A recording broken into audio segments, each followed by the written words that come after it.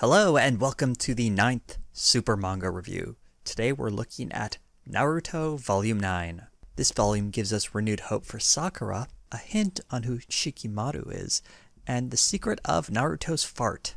The fighting continues in this volume as Sakura and Ino's confrontation comes to a head. Ino uses her mind transfer jutsu to take control of Sakura's body, but surprisingly, it's Sakura's inner voice that frees her, and that silly little gag ends up having some real significance in the story. Color me shocked. This is probably the most specific anti-jutsu personality trait we've seen so far. The metaphor here is pretty clear. Sakura's inner strength to believe in herself is what she needs to prevail as a ninja. But this visual gag, how gaggy is it really? Ino says something very interesting in this panel. She didn't just get overwhelmed by Sakura's inner strength, she sensed two different psyches. What we all thought was a visual gag might actually mean Sakura has two personalities trapped inside her.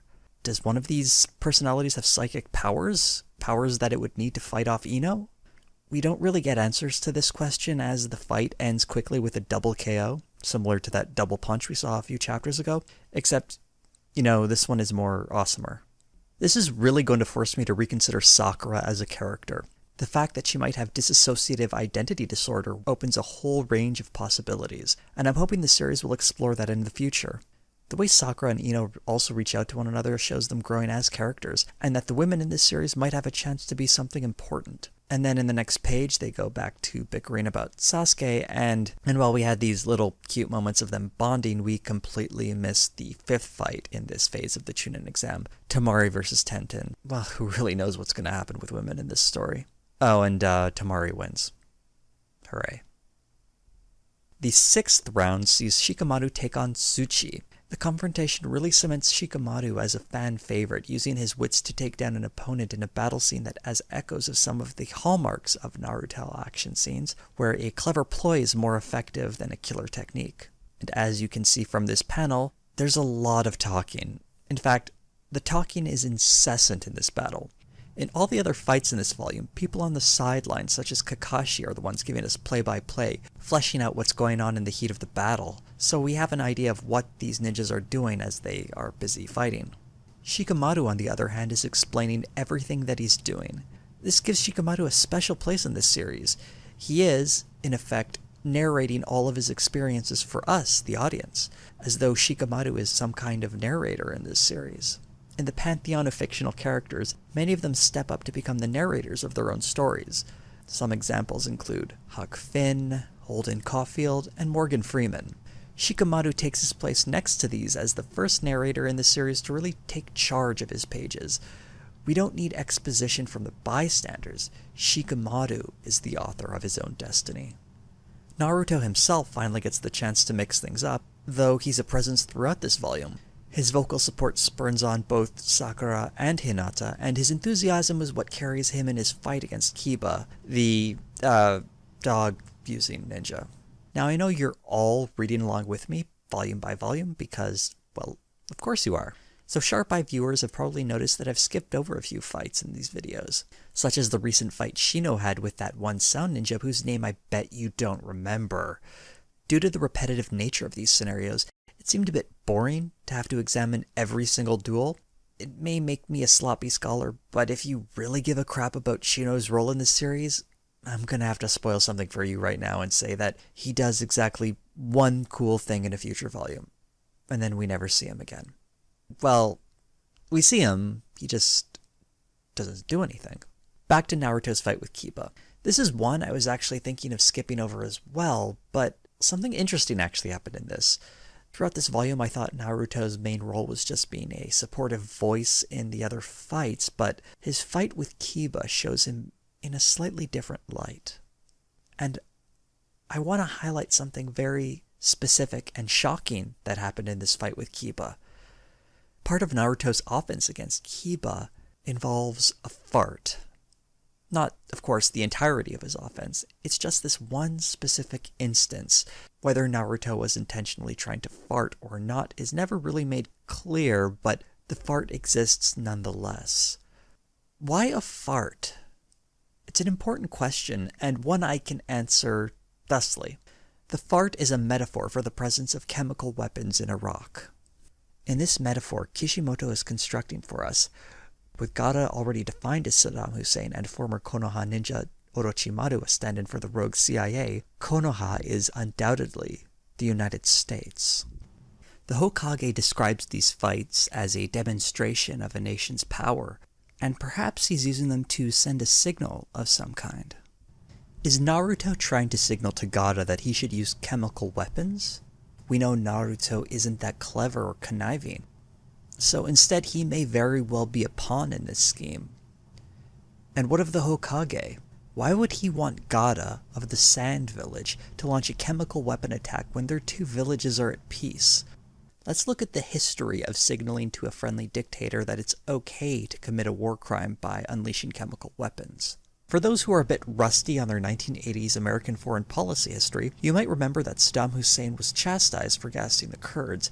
But what about his earlier chemical weapons attack against Iran during the Iraq-Iran War? The CIA not only turned a blind eye to this, but provided intel that aided the chemical weapons attack. Now let's think. Does Naruto have any links to the CIA? Allegorically, of course. Could this be why CIA man Orochimaru is trying to recruit Sasuke? He may be much farther along with Sasuke than we realized. What I'm suggesting is that Naruto is not being instructed by the Hokage here, but is instead being manipulated by Orochimaru, using an old signal to transmit to Gaara that it's okay to use chemical weapons. This is all very messy and confusing, so I'm going to draw a quick diagram here to map this all out for us. Naruto is signaling fair use of chemical weapons via farting. He likely learned of the power of farts in battle training with his squad mate Sasuke, potential tool of CIA Orochimaru. Orochimaru could have secretly implanted that knowledge into Sasuke, or even instructed him to give it to Naruto, so that an old CIA signal to use chemical weapons, as seen in the Iran-Iraq War, could be used against the interests of Konoha in the way the gassing of the Kurds by Saddam Hussein was against the interests of the United States. Orochimaru's signaling may lead Gaara to make some ungodly strike against an adversary that would undoubtedly destabilize the ninja Middle East. This is no ordinary manga about ninjas.